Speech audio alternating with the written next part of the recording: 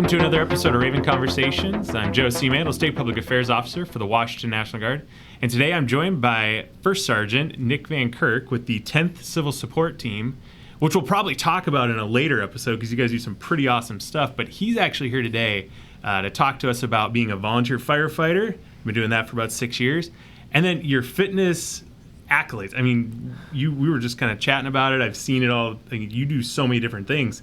So I'll let you kind of start, introduce yourself, and go from there. Yeah, so First Sergeant Nick Van Kirk over there, 10 CST. I've been in the Guard since about 2005. Before then, I was in the 82nd Airborne Division.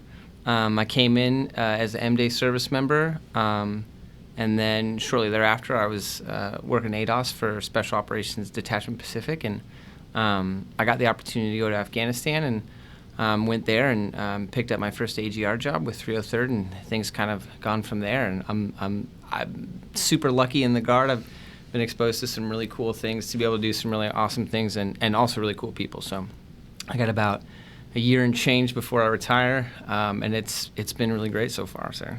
Yeah, and then you've been with the Olympia Fire Department? So South Bay Fire Department is there in Olympia. I've been there for about 6 years. We're a little bit smaller of a department, but no, it's been great. I started that 6 years ago, and it's been really great. I've been fortunate to do it.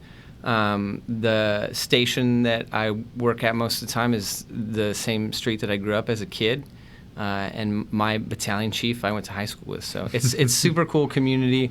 It's just a really cool opportunity to be able to go do that. So I think real quick, and just we've got a lot of guardsmen who are either full-time firefighters or even volunteers. For somebody that's in the Guard who's interested, how do you get into volunteer firefighting? You know, that's a real cool question, and the neat thing about having exposure and people see me around Camp Murray, or they know that I'm in the volunteer fire department. Like they'll come and ask me, which is super cool because I'm always stoked to tell them. Because in the beginning it was a little difficult for me to get in because of the time commitment and having a command that maybe didn't support it as much. Certainly not the 10th. When I got there, totally supportive of me. But it's just about finding a volunteer fire department and then seeing what their needs are, like kind of what that buy-in is. When I initially was starting, I went to Gig Harbor, and their schedule didn't work for me. Then when I went down to South Bay, it worked out perfect. And then, of course, anyone watching this can certainly come and ask me. I can certainly help them out. We have two guys who just left the team on good terms. They wanted to pursue the fire department. And so I would be remiss to say if I didn't have a little influence on that. But, it's just asking those questions, figuring out, like, what your goals are, like, what you want to do with the department. I joined just because I wanted to do it. Like, I just wanted to be a volunteer, not because I wanted to go into the full-time service. But, just about finding the volunteer fire departments out there, or certainly just come find me. I'll talk to you. Yeah. So then vice versa, how does being a volunteer firefighter, how does it kind of help in your Guard career? So, they can spot military guys from a mile away just because we're a little bit more plug and play. We're probably more physically disciplined than your average person, mentally disciplined. We just come with that military background. So it's a little bit easier to integrate us. We know what it's like to work in teams.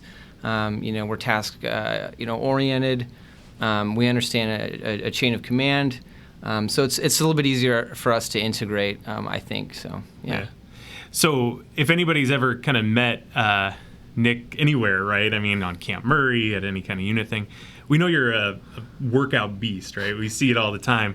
But you do some of the biggest challenges, I think, out there. What are some of the physical challenges you've kind of taken? I know you just did the stair climb at the Columbia Tower and the Bataan Death March. What are some other big ones? So I've done a couple marathons, but you say that, and like every time I think that I'm like, yeah, I've done a couple marathons, I've done some things. I'll meet someone else, like I think it was Major Mulehitch I talked to the other day, and we were talking about marathons, and I was like, well, how many marathons have you run, man? And I think she said something like between 13 and 20, and I'm over here sitting on 7, and I was like, oh, okay.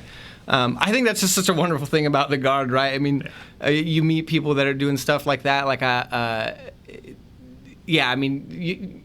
I would be remiss if I were arrogant about it and be like, well, I've done this or that, and then you're going to end up meeting somebody who's done so much more. But I have run a couple marathons, of course, the stair climb, the Bataan Death March, and to that end, I talked to First Sergeant Zaragoza there at MedCom, and I was like, he just did the Bataan Death March, and I was like, is this your first one? He's like, I think he said it was his fourth one. So I think maybe other guys are just more modest, sir. They probably are. So I know for myself, right, having worked here, and shout out to Sarah Morris if she's watching this. She used to work here with us. She was an ultra runner. And I remember one day she came back from an ultra run with a crutch. And I was like, what did you do? She's like, oh, I broke my kneecap at about mile 12, ran another 8 to get out to the halfway, and was done. And I just don't know, where you find that kind of energy to do that. I don't either. People have asked, like, well, when do you find time to sleep? I was like, oh, don't worry, there's time. But that's one thing I love about the Guard is just meeting people like that, man, they've done a lot. I mean, I've been fortunate to have done that, but then I'll find someone who's done, like, just way more many things. It's pretty impressive. But. Yeah. So I saw a photo.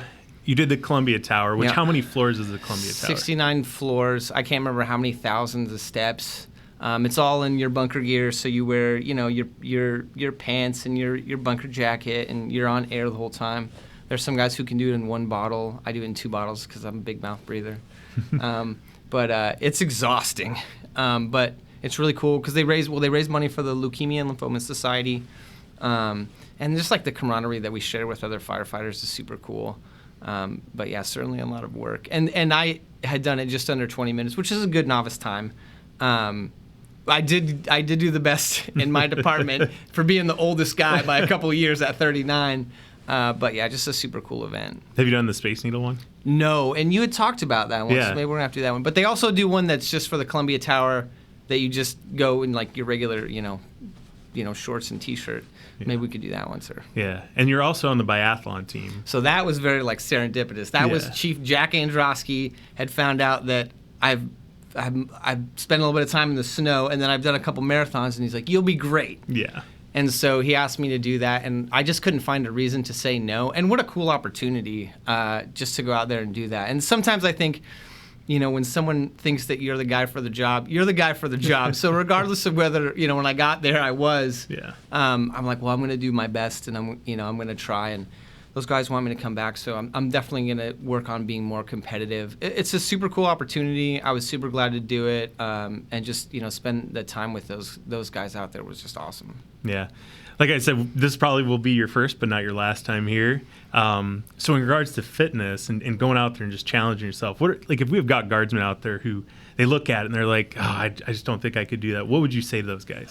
Man, I mean, you got to start somewhere, right? I mean, it all starts somewhere. And I will say that the first marathon that I did was when the SOD was assigned out there to Sauk South in Florida, and one of my mentors, Master Sergeant Smith, had talked about doing a marathon. And at first I was like, there's no way. But I mean, he was a guy I looked up to and I respected. I got sent down to Paraguay, and I met an NCO that was down there, and he's like, oh yeah, I've done the Miami Marathon like every year I've been here, which was like 3 or 4 times. So I think just being around those people, like those positive influences, because I didn't sign up for that marathon probably until like 2 weeks before the race.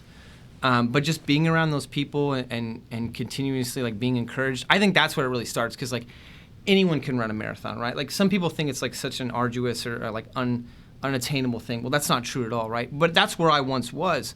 But I mean, just surrounding yourself with people who have done it before, who can kind of show you like maybe work on this program or maybe do these exercises, and also just being surrounded by that positive influence of people who are going to encourage you.